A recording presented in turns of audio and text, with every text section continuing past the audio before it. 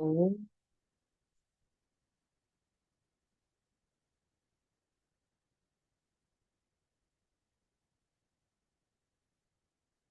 ओम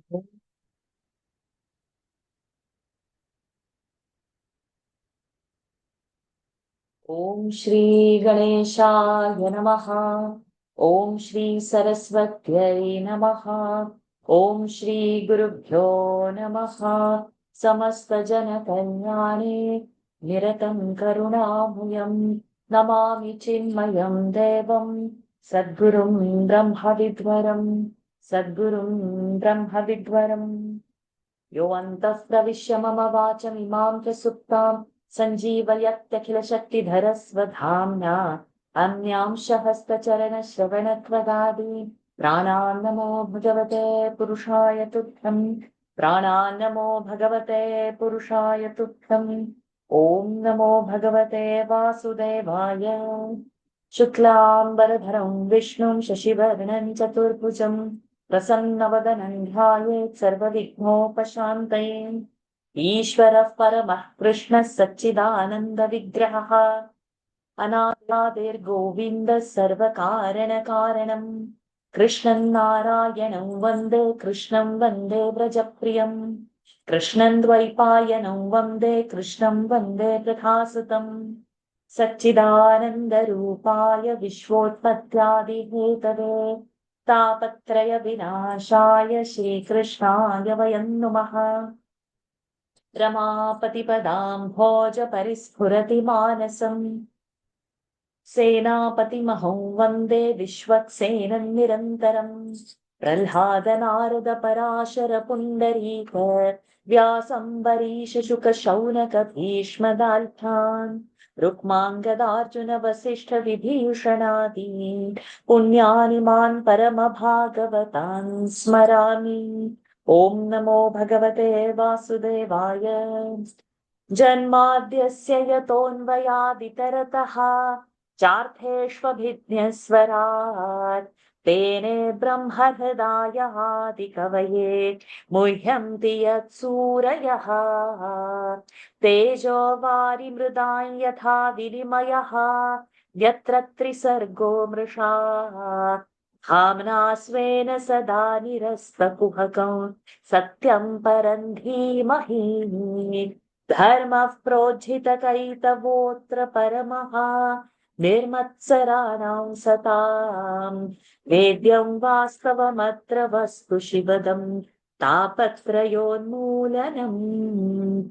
श्रीमद्भागवते महामुनिकृते किं वा परैरीश्वरः सद्यो हृद्यवरुध्यतेऽत्र कृतिभिः शुश्रूषुभिस्तक्षणात्। निगमकल्पतरोर्गलितं फलं शुकमुखादमृतद्रवसंयुतं पिबत भागवतं रसमालयं मुहुरहो रसिका भुवि भावुकाः। यं प्रव्रजन्तमनुपेतमपेतकृत्यं द्वैपायनो विरह कातर आजुहाव पुत्रेति तन्मयतया तरवोऽभिनेदुः तं सर्वभूतहृदयं मुनिमानतोऽस्मि। यस्वानुभावमखिलश्रुतिसारमेकम् अध्यात्मदीपमतितितीर्षतान्तमोऽन्धम् संसारिणां करुणयाः पुराणगुह्यं तं व्याससूनुमुपयामि गुरुं मुनीनाम्। नारायणं नमस्कृत्य नरं चैव नरोत्तमं देवीं सरस्वतीं व्यासं ततो जयमुदीरयेत्। कृष्णाय वासुदेवाय देवकीनन्दनाय च नन्दगोपकुमाराय गोविन्दाय नमो नमः। नमः पङ्कजनाभाय नमः पङ्कजमालिने नमः पङ्कजनेत्राय नमस्ते पङ्कजाङ्घ्रये। यस्य भागवताख्या सर्वेषां भक्तिदानृणां स एव करुणा सिन्धुः बोधितात्मा गुरुर्मम। तस्मै श्रीवासुदेवाय धरणीसुररूपिणे गुरुवायुपुरेशाय तुभ्यं श्रीगुरवे नमः। शङ्खचक्रगदा पद्मधारिणे गुरुरूपिणे गुरुवायुपुरेशाय वासुदेवाय ते नमः। संसारसागरे मग्नं दीनं मां करुणानिधे कर्मग्राहगृहीताङ्गं मामुद्धर भवार्णवात्। श्रीमद्भागवताख्योऽयं प्रत्यक्षः कृष्ण एव हि स्वीकृतोऽसि मया नाथ मुक्त्यर्थं भवसागरे। मनोरथो मदीयोऽयं सफलः सर्वथा त्वया निर्विघ्नेनैव कर्तव्यः दासोऽहं तव केशव। शुकरूपप्रबोधज्ञ सर्वशास्त्रविशारद एतत् कथा प्रकाशेन मदज्ञानं विनाशय। पीताम्बरं करविराजितचक्रशङ्खं कौमोदकी सरसिजं करुणासमुद्रं राधासहायमतिसुन्दरमन्दहासं वातालयेशमनिशं हृदि भावयामि। वातालयेशमनिशं हृदि भावयामि। Pranams to the Lord. Pranams to all the Mahatmas in tonight's Srimad Bhagavad Mahapuran session. We have finished the recap of the first canto and we had entered the second canto. And in second canto, we had finished the first chapter. Second chapter, we have left it half. And it was on that concentration of the gross and subtle forms of the Lord and the two types of mukti. That chapter we are doing. Shukji Maharaj had come, we had seen that, and the questions were asked to him. And now he's telling the form of meditation on how we meditate on that Paramatma who is also pervading. In that, we have finished first 14 mantras. We have to start today from the 15th mantra, second canto, second chapter. Yeah. So those who want to volunteer, please raise hands.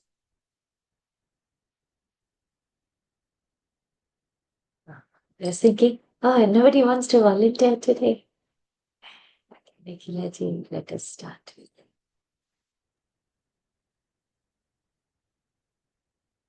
स्थिरं सुखं चासनमाश्रितो यतिः स्थिरं सुखं चासनमाश्रितो यतिः यदा जिहासुरिमं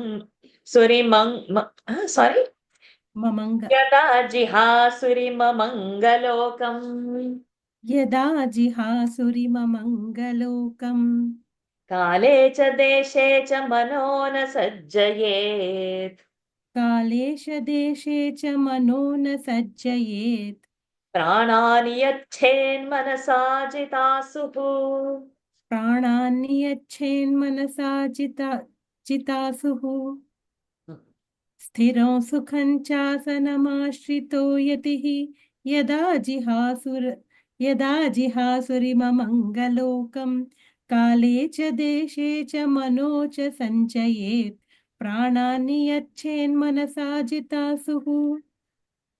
Manasvabuddhya, or maybe I should also chant and finish instead of doing it later, right?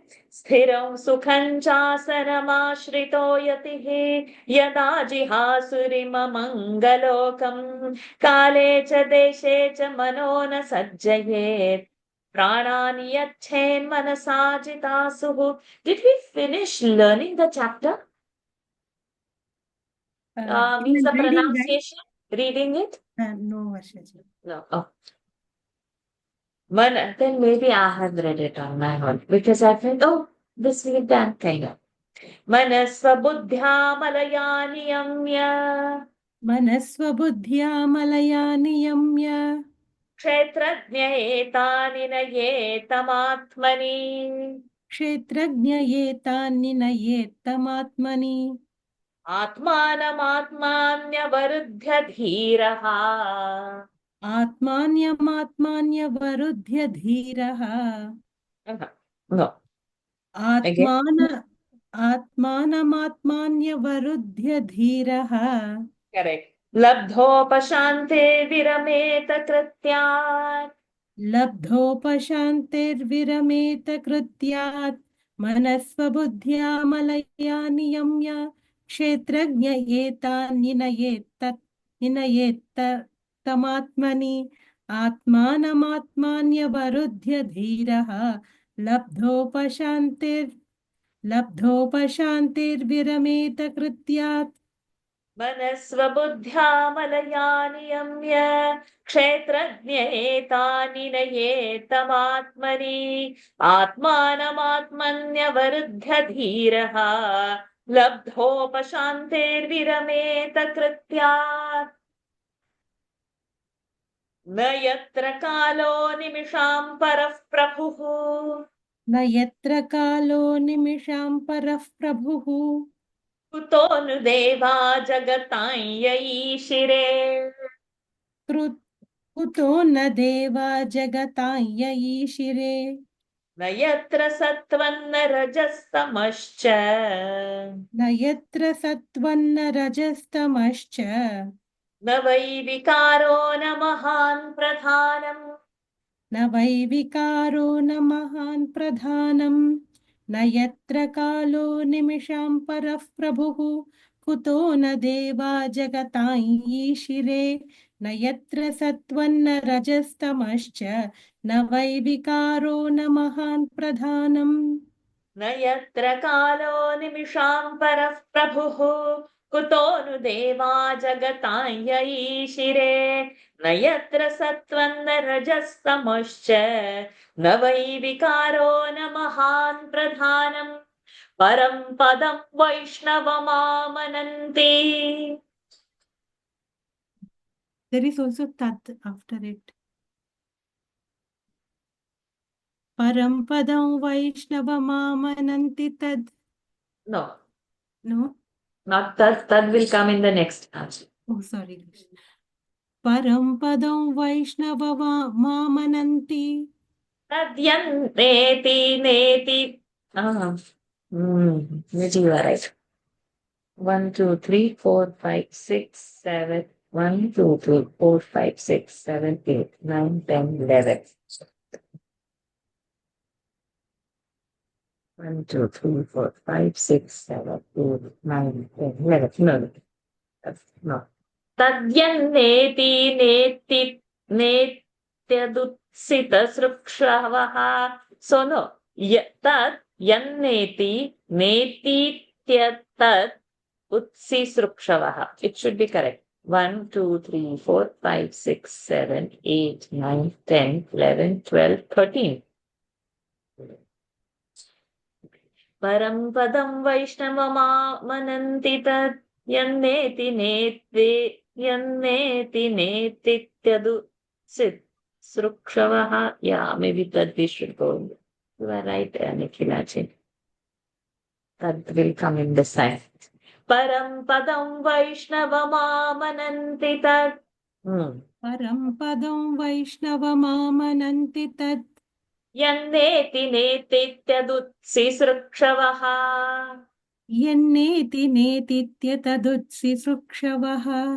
नेतित्यदुत्सिसृक्षवः. विसृज्य दौरात्म्यमनन्यसौहृदाः. विसृज्य दौरात्म्यमनन्यसौहृदाः. हृदोपगुह्यार्हपदं पदे पदे. हृदोपगुह्यार्धपदं पदे पदे. गुह्यार्ह. हृद्योपगुह्यार्य गुह्यार्ह. गुह्यार्ह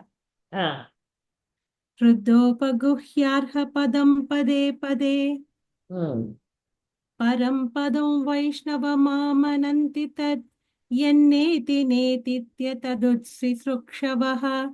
विसृज्य दौरात्म्यमनन्यसौहृदाः. हृदोपगुह्यार्हपदं पदं. गुह्यार्ह. गुह्यार् हृदोपगुह्यार्हपदं पदे पदे करेक्ट। परं पदं वैष्णवमामनन्ति तत् यन्नेति नेतीत्यदुत्सिसृक्षवः विसृज्य दौरात्म्यमनन्यसौहृदाः हृदोपगुह्यार्हपदं पदे पदे इत्थं मुनिस्तु परमेद्व्यवस्थितः इत्थं मुनिस्तु परमेद्व्यवस्थितः विज्ञानदृग्वीर्यसुरन्धिताशयः विज्ञानदृग्वीर्यसुरन्धिताशयः स्वपार्ष्णिनापीड्य गुदन्ततोऽनिलम् स्वपार्ष्णिना पीड्य गुदन्ततो निलम् स्थानेषु मयेजितक्लमः स्थानेषु षट्शून्यमये जितक्लमः Super.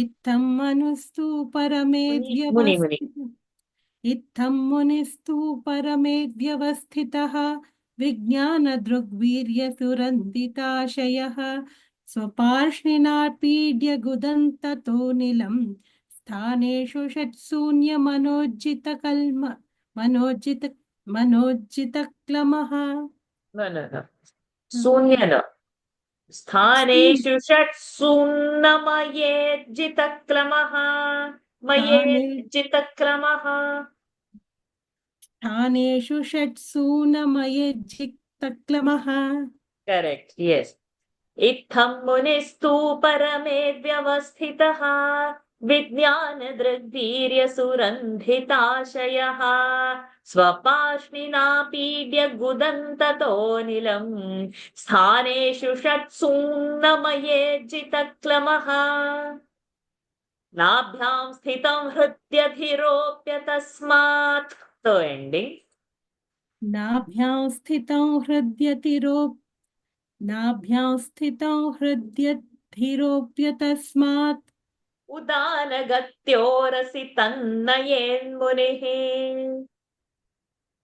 उदानगत्यो रसितन्नयेन्न मुनिः नयेन्मुनिः नयेन्मुनिः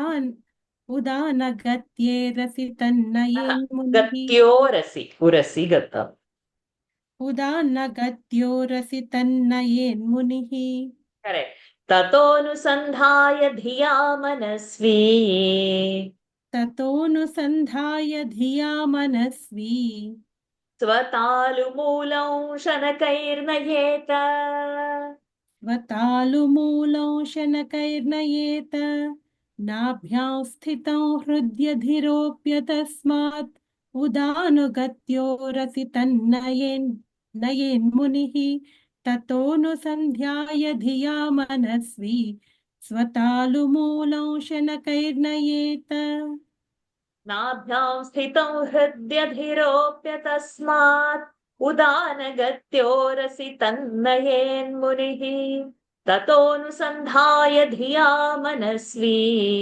स्वतालुमूलं शनकैर्नयेत तस्मात् भ्रुवोरन्तरमुन्नयेत तस्माद् भ्रुवोऽनन्तरमुन्नयेत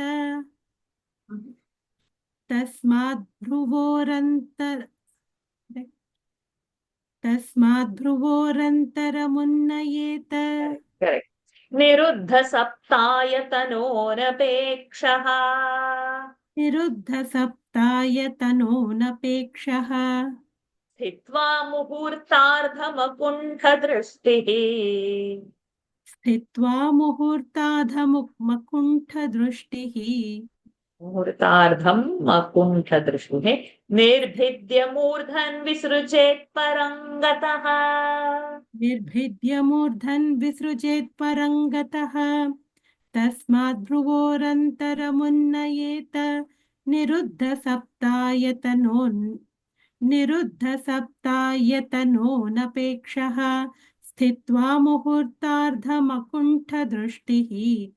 स्थित्वा मुहूर्ताधमकुण्ठदृष्टिः निर्भिद्य मूर्धन् विसृजेत् परङ्गतः तस्माद् भ्रुवोरन्तरमुन्नयेत निरुद्धसप्तायतनोरपेक्षः स्थित्वा मुहूर्तार्धमकुण्ठदृष्टिः निर्भिद्य मूर्धन् विसृजेत् परङ्गतः.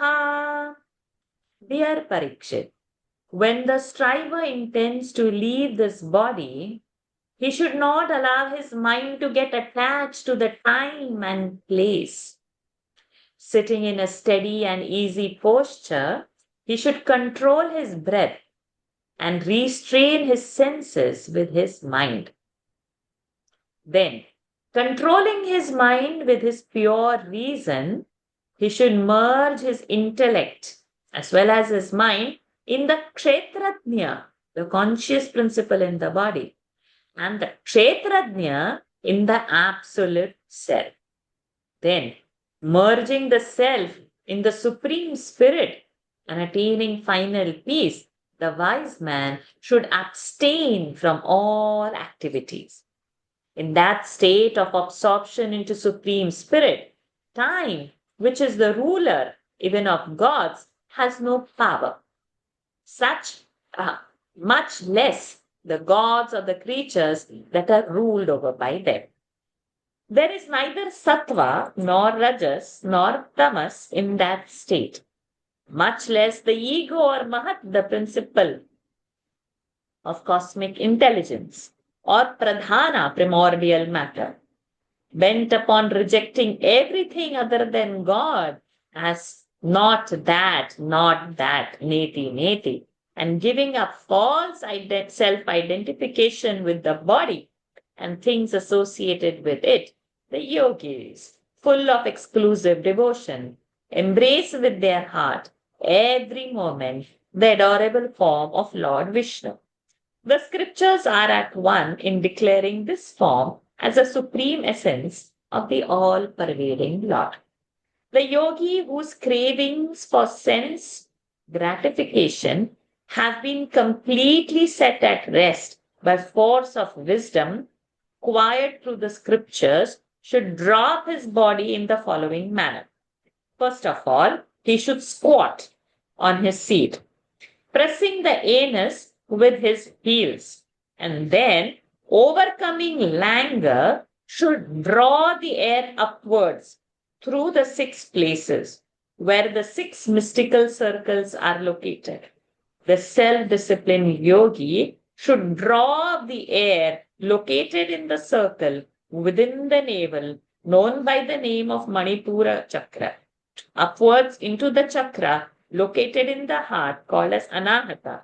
Then, following the course of Udana air, he should take it into the circle located above the breast, known by the name of Vishuddhi Chakra. And again, with the help of the reason, he should gradually push it to the root of the palate, that is to the top of the Vishuddhi Chakra. Thereafter, having closed his 7 passages, viz. the 2 eyes, 2 ears, 2 nostrils, and the mouth, he should take the air from the root of the palate to the circle located in the middle of the eyebrows, that is Ajna Chakra.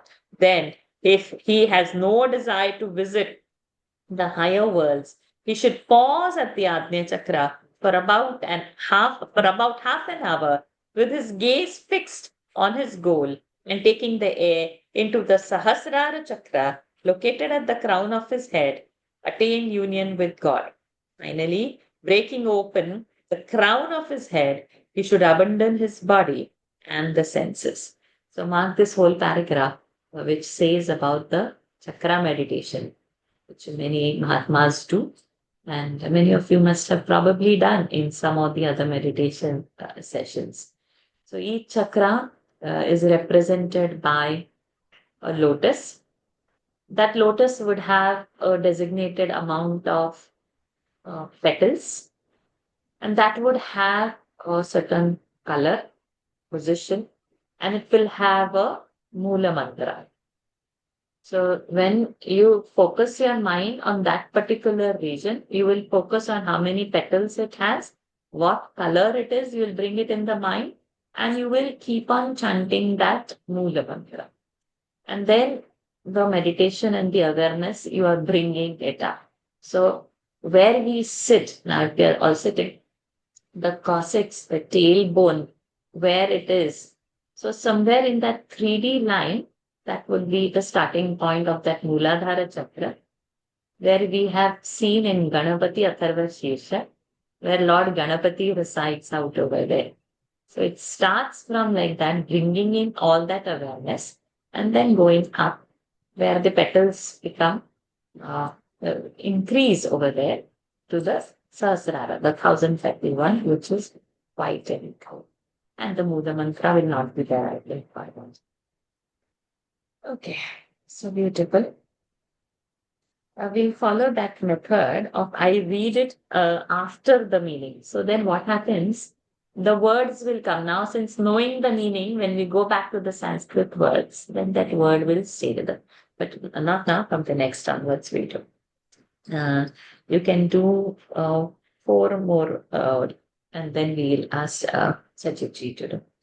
यदि प्रयास्यन् नृपपारमेष्ठ्यम् यदि प्रयास्यन् नृपपारमेष्ठ्यम् वैहायसानामुत यद्विहारम् वैहायसानामुत यद्विहारम् अष्टाधिपत्यम् गुणसन्निवाये अष्टाधिपत्यम् गुणसन्निवाये सहैव गच्छेन्मनसेन्द्रियैश्च सहैव गच्छेन्मनसेन्द्रियैश्च यदि प्रयास्यन् नृपपारमेष्ठ्यम् वैहायसानामुत यद्विहारम् अष्टाधिपत्यम् गुणसन्निवाये सहैव गच्छेन्मनसेन्द्रियैश्च योगेश्वराणाम् गतिमाहुरन्तः योगेश्वराणाम् गतिमाहुरन्तः बहिस्त्रिलोक्याः पवनान्तरात्मनाम् बहिस्त्रिलोक्याः पवनान्तरात्मनाम्. So antarbahihi would be one word. So let us not pause at the pada break over here. योगेश्वराणाम् गतिमाहुरन्तर्बहिस्त्रिलोक्याः पवनान्तरात्मनाम्. Antarbahi is one word. योगेश्वराणाम् गतिमाहुरन्तर्बहिस्त्रिलोक्याः पवनान्तरात्मनाम्. Very good. न कर्मभिस्ताम् गतिमाप्नुवन्ति न कर्मभिस्ताम् गतिमाप्नुवन्ति विद्या तपो योगसमाधिभाजाम् विद्या तपो योगसमाधिभाजाम् योगेश्वराणाम् गतिमाहुरन्तर्बहिस्त्रिलोक्याः पवनान्तरात्मनाम् न कर्मभिस्ताम् गतिमाप्नुवन्ति विद्यातपो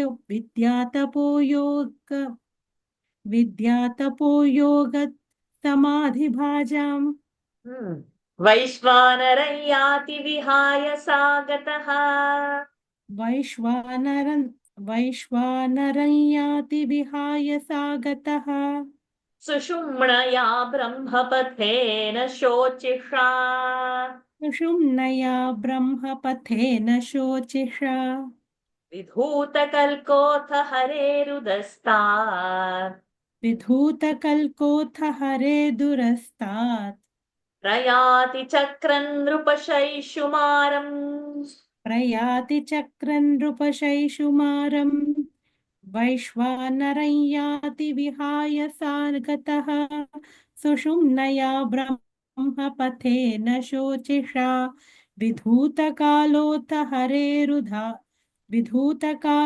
हरेरुदास्तात् प्रयाति चक्रं नृपशैशुमारम्. Thank you, Nikhila-ji.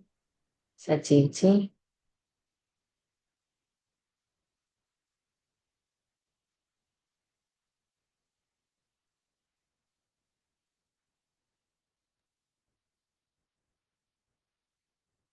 Why is it happening like that? Okay. Yeah.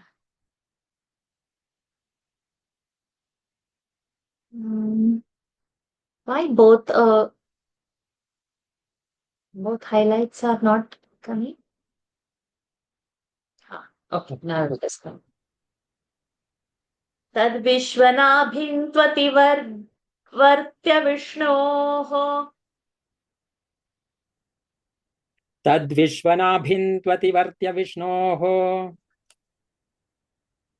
अणीयसा विरजेनात्मनैकः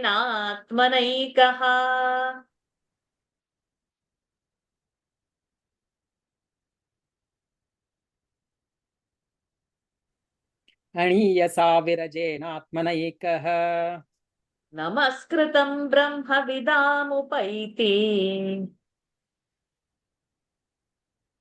नमस्कृतं ब्रह्मविदामुपैति कल्पायुषो यद्विबुधारमन्ते कल्पायुषो यद्विबुधारमन्ते तद्विश्वनाभिन्त्वतिवर्त्य विष्णोः अणीयसा विरजेनात्मनैकः नमस्कृतं ब्रह्मविदामुपैति कल्पायुषो यद्विबुधारमन्ते. Very गुड अथो अनन्तस्य मुखानलेन अथो अनन्तस्य मुखानलेन दन्तह्यमानं स निरीक्ष विश्वम् दन्दह्यमानौ स निरीक्ष्य विश्वम् निर्याति सिद्धेश्वर जुष्टधिष्ण्यम् निर्याति सिद्धेश्वरजुष्टधिष्ण्यम् यद्वै परार्ध्यं तदुपारमेष्ठ्यम् यद्वै परार्ध्यं तदुपारमेष्ठ्यम् अथो अनन्तस्य मुखानलेन दन्दह्यमानौ स निरीक्ष्य विश्वम् निर्याति सिद्धेश्वरजुष्टधिष्ण्यम् यद्वै परार्ध्यं तदुपारमेष्ठ्यम्. वेरी गुड न यत्र शोको न जरा न मृत्युः न यत्र शोको न जरा न मृत्युः तिर्न चोद्वेगर्ते कुतश्चेत् नातिर्न चोद्वेगवृते कृतश्चित्.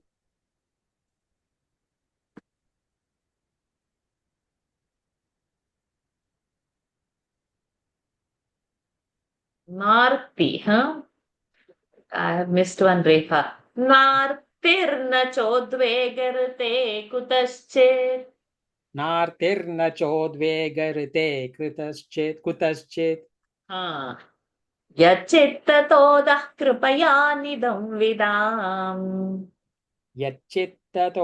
यच्चित्ततोदः कृपया निदं विदाम् दुरन्तदुःखप्रभवानुदर्शनात् दुरन्तदुःखप्रभवानुदर्शनात् न यत्र शोको न जरा न मृत्युः नार्तिर्न चोद्वेगऋते कुतश्चित् यच्चित्ततोदः कृपया निदं विदाम् दुरन्तदुःखप्रभवानुदर्शनात्. गुड ततो विशेषं प्रतिपद्य निर्भयः ततो विशेषं प्रतिपद्य निर्भयः प्रण ततो विशेषं प्रतिपद्य निर्भयः तेनात्मनापोनलमूर्तिरत्वरन् तेनात्मनापोनलमूर्तिरत्वरन् ज्योतिर्मयो वायुमुपेत्य काले ज्योतिर्मयो वायुमुपेत्य काले वाय्वात्मनाखं बृहदात्मलिङ्गम् वाय्वात्मनाखं बृहदात्मलिङ्गम् ततो विशेषं प्रतिपद्य निर्भयः तेनात्मनापोनलमूर्तिरत्वरन् ज्योतिर्मयो वायुमुपेत्य काले वाय्वात्मनाखं बृहदात्मलिङ्गम् घ्राणेन गन्धं रसनेन वैरसम् घ्राणेन गन्धं रसनेन वैरसम् रूपं तु दृष्ट्या श्वसनं त्वचैव रूपं तु दृष्ट्या श्वसनं त्वचैव श्रोत्रेण चोत्पेत्य नभो गुणत्वम् श्रोत्रेण चोपेत्य नभो गुणत्वम् प्राणेन चाकूतिमुपैति योगी प्राणेन चाकूतिमुपैति योगी घ्राणेन गन्धं रसनेन वैरसं रूपं तु दृष्ट्या श्वसनं त्वचैव श्रोत्रेण चोपेत्य नभो गुणत्वं प्राणेन चाकूतिमुपैति योगी स भूतसूक्ष्मेन्द्रियसन्निकर्षम्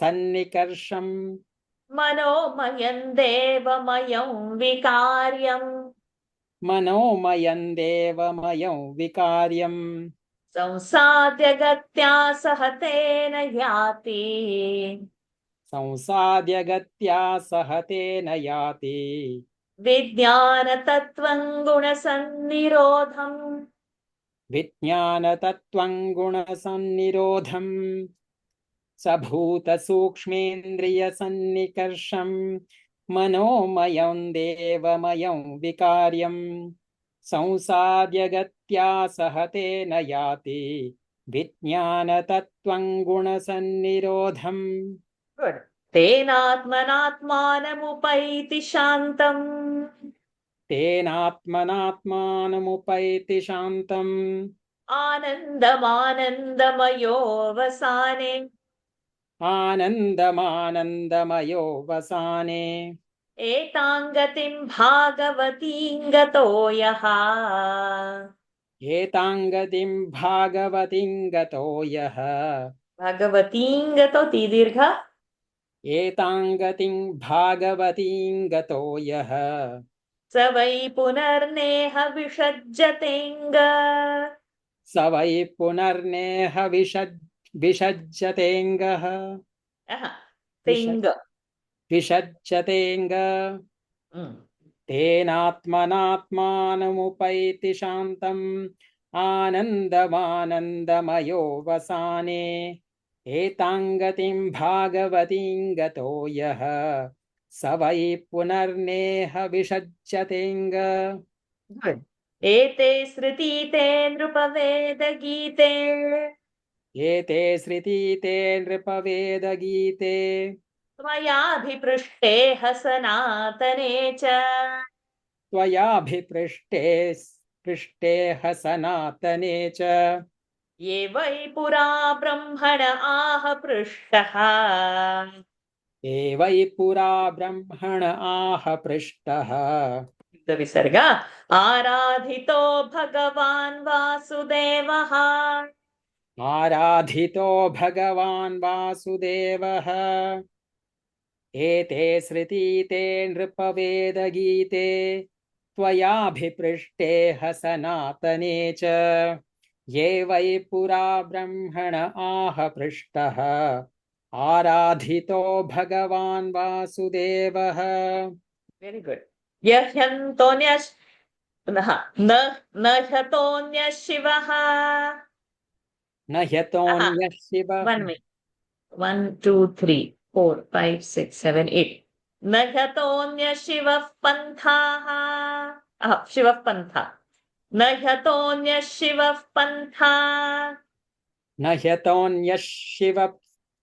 ह्यतोऽन्यः शिवः पन्था विशतः संसृता विह विशतः संसृता विह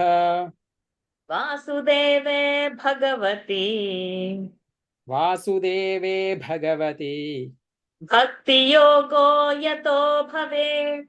भक्तियोगो यतो भवेत् न ह्यतोऽन्यः शिवः पन्था विशतः संसृता विह वासुदेवे भगवती भक्तियोगो यतो भवेत् भगवान् ब्रह्मकार्त्स्न्येन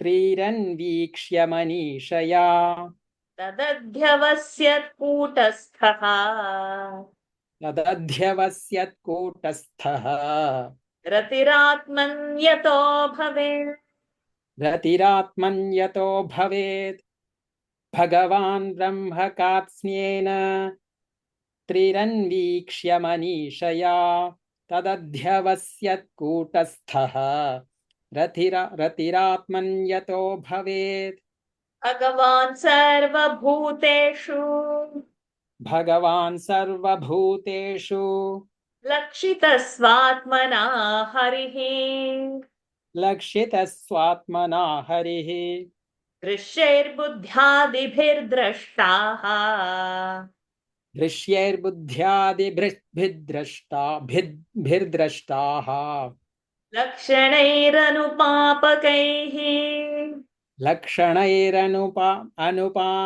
अनुमापकैः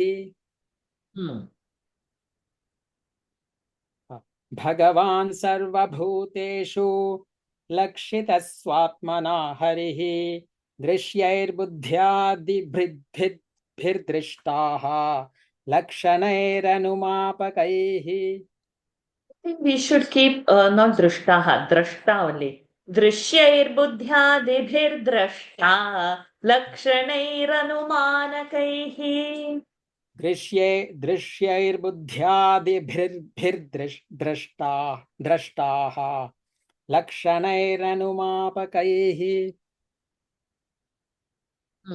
That way only we should do.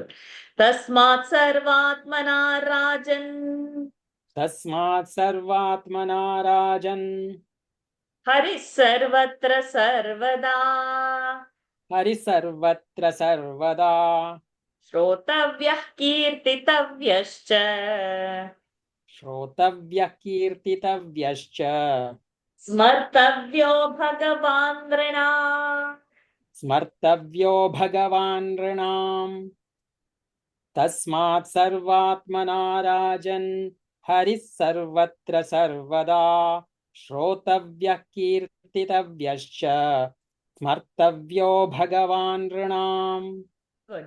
पिबन्ति ये भगवतात्मनः सताम् पिबन्ति ये भगवतात्मनः सताम्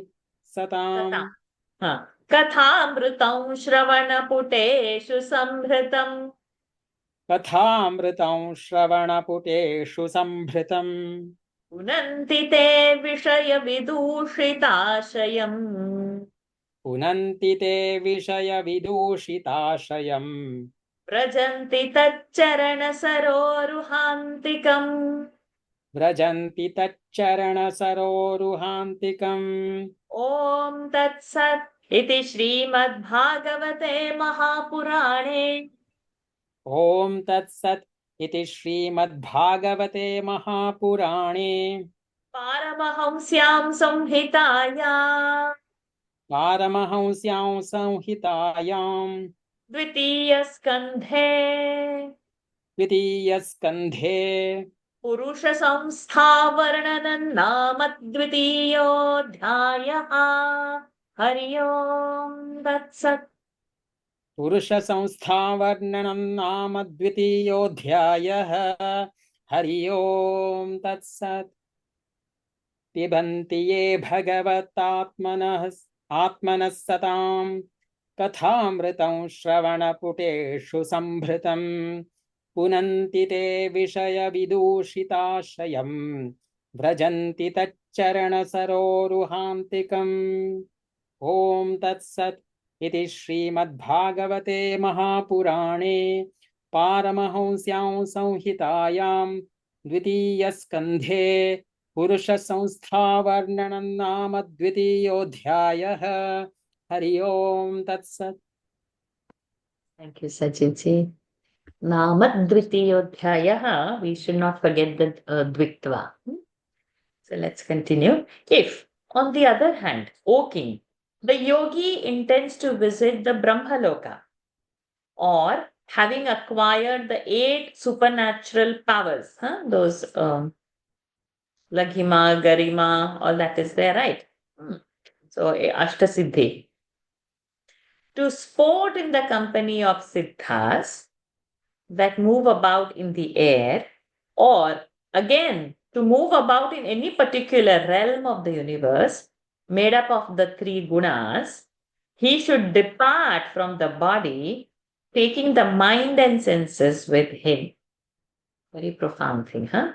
It is said that the masters of yoga who practice worship of God, austere penance, yoga, and jnana, and whose body is as subtle as air, can freely move inside as well as outside the three worlds.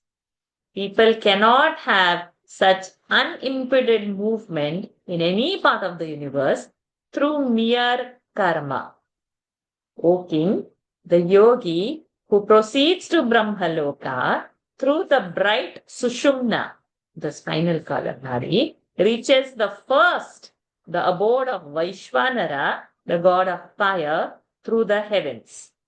Shaking off whatever trace of impurity is still left in him, he then rises upwards to the stellar sphere, resembling in the shape the figure of a dolphin and presided over by Lord Vishnu. Passing beyond this sphere, presided over by Vishnu, which is like a navel to the wheel of this universe, he ascends alone in his most subtle and pure body to the realm called Maharloka, the region immediately enclosing Indra's paradise, which is adored even by the knowers of Brahma, and which is delightful abode of gods that live for a whole kalpa, a day of Brahma. Thereafter, at the end of the kalpa, when he sees the whole world below being consumed by the fire proceeding from the mouth of Lord Ananta, he rises still higher to Brahma's abode, where the foremost among the siddhas reside in the aerial cars and which last for 2 parardhas, the full span of Brahma's life. There is no grief nor agony, nor old age, nor death in that sphere, much less fear of any kind. The only agony they suffer from is the mental anguish they feel out of compassion when they see people who have no knowledge of the process of meditation, as described above, undergoing repeated births and deaths that entail endless suffering. Then, after reaching the Satyaloka, he fearlessly unites his subtle body with the earth and thereafter steadily pierces the 7 sheets and kissing the earth as below. From his terrestrial form, he passes on to the watery, and from the aqueous to the fiery sheet. Again, from his fiery form, he makes his way into the aerial sheet, and lastly, from his aerial form, in course of time, he enters the ethereal sheet, which is an index to the infinitude of Brahma. The Panchamahabhutas have explained. Prithvi, Aap, Tej, Vayu, Akash. Those 5 things I've explained over here. Again, through his olfactory sense. So now when we have said Prithvi, Aap, Tej, Vayu, Akash, now their Panchatan Matras will come. Prithvi's Panchatan Matra Gandha, Apas Tanmatra Rasa, Tejas Tanmatra Rupa, Vayus Tanmatra Sparsha, Akashas Tanmatra Shakta. So now that will get in that same order. Again, through his olfactory sense, the yogi returns to the subtle element of smell, through the sense of taste to the settlement element of taste, through the sense of sight to the subtle element of color, through the sense of touch to the subtle element of touch, through the auditory sense to the subtle element of sound, and through each organ of action to the functioning power of each, and thus all of them return to their subtle form, from the gross to the subtle. Thus, reaching beyond the gross and the subtle sheets of the 5 elements, the yogi enters the ego, ahankara. He dissolves the subtle elements into the tamasika ego, the senses into the rajasika, and the mind as well as the deities presiding over the senses into the sattvic ego. Then, through the same process of dissolution, he returns along with the ego to the principle of cosmic intelligence, that is Mahatattva, and finally to Prakriti, in which merge all the 3 gunas. Again, during the final dissolution, When Prakriti too merges in God, the yogi who becomes all blissful now merges with that pure blissful form in God who is perfectly tranquil and bliss itself. Dear Parikshit, he who attains this divine goal no more returns to this world of matter, transmigration. These, O king, are two eternal paths recommended by Vedas, about which you inquired of me. O of yore, when Brahma the creator worshipped Lord Vasudeva Vishnu and interrogated him, it was these two paths that were taught to him by the Lord. From him who has fallen into the whirlpool of transmigration, there is no blessed path other than that which makes for devotion to the Lord Vasudeva. Having critically studied the Vedas with the concentrated mind thrice over, Brahma concluded by force of his reason that alone to be the highest virtue by which one is able to develop exclusive devotion to Sri Krishna, the self of the universe.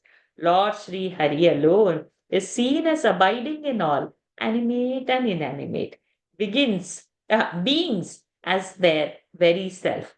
For the intellect, and other phenomenal objects are agents that lead us to infer the existence of the Lord, who is the all witnessing seer. Therefore, O King, men should always and under all circumstances, with their whole being, listen to, recite, and revolve in their mind the stories of Lord Shri Hari alone. They who drink in the nectar like stories of the Lord, the soul of the universe, poured into the cups of the years by holy men, are able to purify their heart, which has been contaminated through contact with the pleasures of sense, and attain proximity to his lotus feet. Thus ends the second discourse entitled A Description of the Lord's Divine Form in Book 2 of the great and glorious Bhagavad Puran, otherwise known as Paramahamsa Samhita. तद्विश्वनाभिन्वतिवर्त्य विष्णोः अणीयसा विरजेनात्मनैकः नमस्कृतं ब्रह्मविदामुपैति कल्पायुषो तद्विबुधारमन्ते अथो I think I didn't read Yadi Prayasyan, right? I didn't. With you, Nikhila Sinha. So we'll do from the 22nd. यदि प्रयास्यनृपपारमेष्ठ्यं वैहायसानामुत यद्विहारम् अष्टाधिपत्यं गुणसन्निवाये सहैव गच्छेन्मनसेन्द्रियैश्च योगेश्वराणां गतिमाहुरन्तर्बहिस्त्रिलोक्याः पवनान्तरात्मनाम् न कर्मभिस्तां गतिमाप्नुवन्ति विद्या तपो योग समाधिभाजाम् वैश्वानरं याति विहाय सागतः सुषुम्णया ब्रह्मपथेन शोचिषा विधूतकल्कोथ हरेरुदस्तात् प्रयाति चक्रन्नुपशैषुमारम् तद्विश्वनाभिन्वतिवर्त्य विष्णोः मणीयसा विरजेनात्मनैकः नमस्कृतं ब्रह्मविदामुपैति कल्पायुषो यद्विबुधारमन्ते अथो अनन्तस्य मुखानलेन दन्दह्यमानं स निरीक्ष्य विश्वम् निर्याति सिद्धेश्वरजुष्टधिष्ण्यम् यद्वै परार्धं तदुपारमेष्ठ्यम् न यत्र शोको न जरा न मृत्युः नार्तिर्न चोद्वेगरते कुतश्चित् यच्चित्ततोदः कृपया निदं विदाम् दुरन्त दुःख प्रभवानुदर्शनात् ततो विशेषं प्रतिपद्य निर्भयः तेनात्मना नोपनलमूर्तिः निर्भया तेनात्मनापोनलमूर्तिरत्वरन् ज्योतिर्मयो वायुमुपेत्य काले वैवात्मनाखं बृहदात्मलिङ्गम् घ्राणेन गन्धं रसनेन वैरसं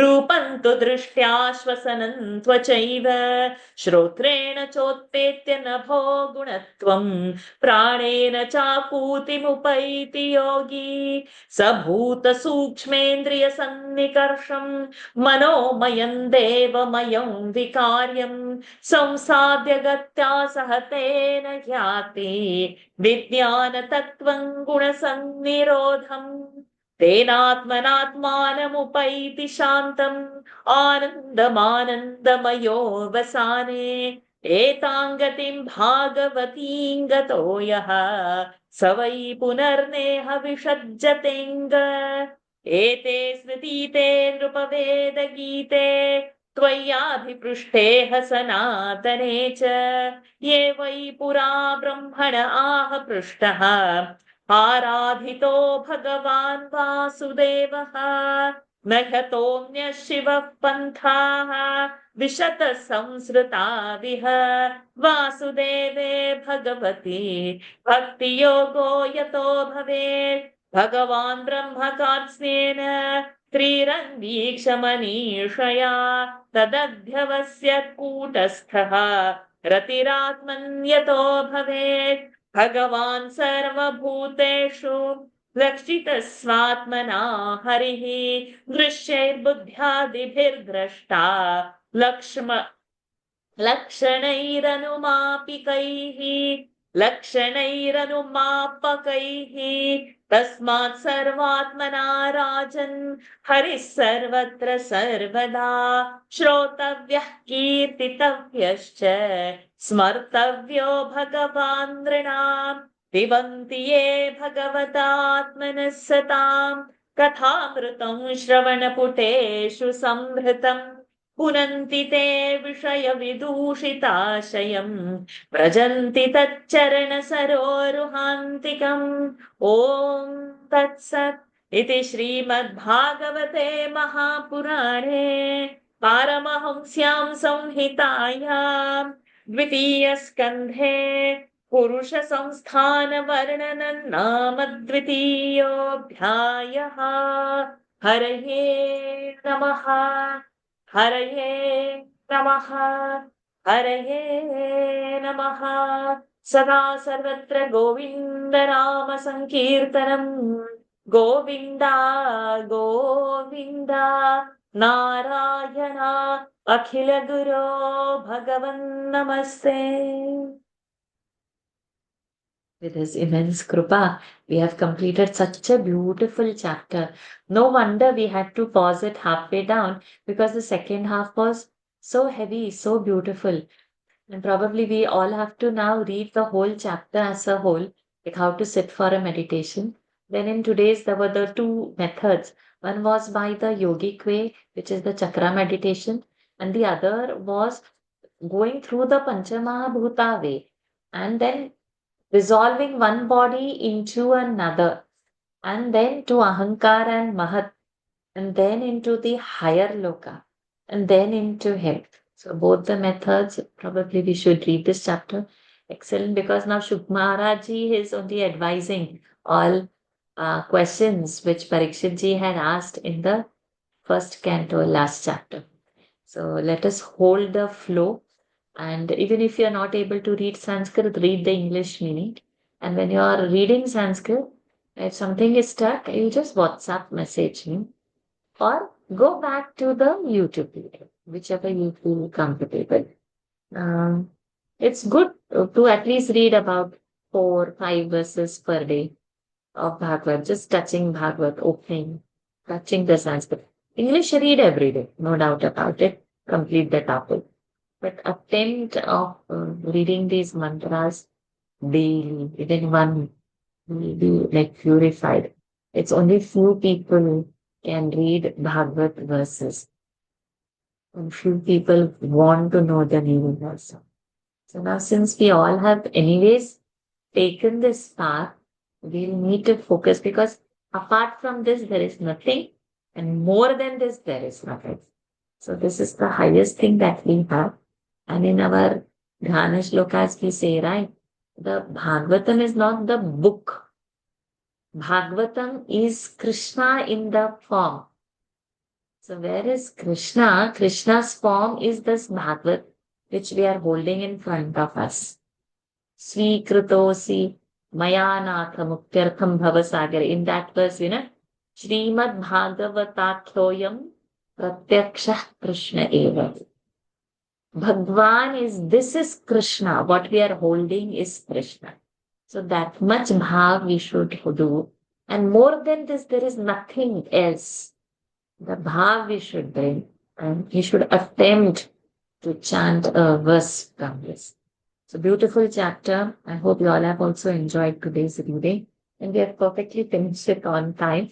So there's no chance that we would start the next chapter today, which we'll do. Probably Lord is wanting us to do it only next week. So we'll start with that already. But please do read both the chapters and 1 and 2 so that the flow is also maintained. Attempt 5 verses, 2 verses, 3 verses. Attempt something to chant at home. Doubt in Sanskrit, message me or follow you. Let's end this session. For a change, we are not borrowing time from letting go. Om Purnamadah Purnamidam Purnat Purnamudachyate Purnasya Purnamadaya Purnamevavasishyate Om Shanti Shanti Shanti Harihi Om Shri Gurubhyo Namaha Harihi Om Shri Krishnarpanamastu. Hari Om everyone. Thank you for joining. May He handhold us and see us through this beautiful scripture.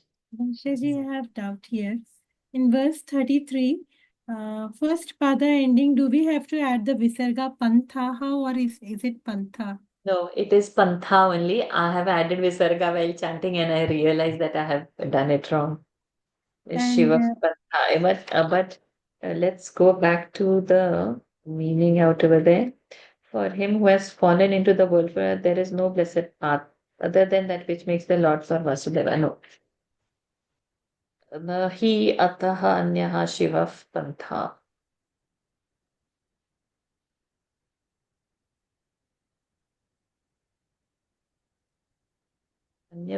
No other path. No other paths. No other path. No singular only. Pantha. and one more also.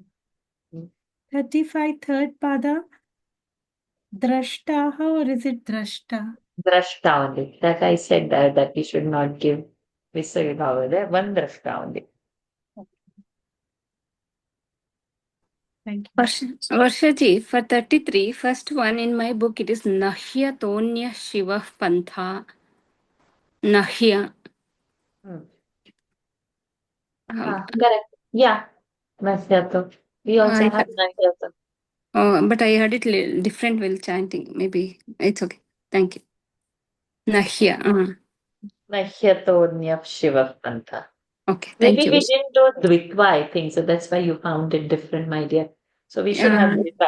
Nahyatonya Shiva Pantha. Okay. Yeah, thank you.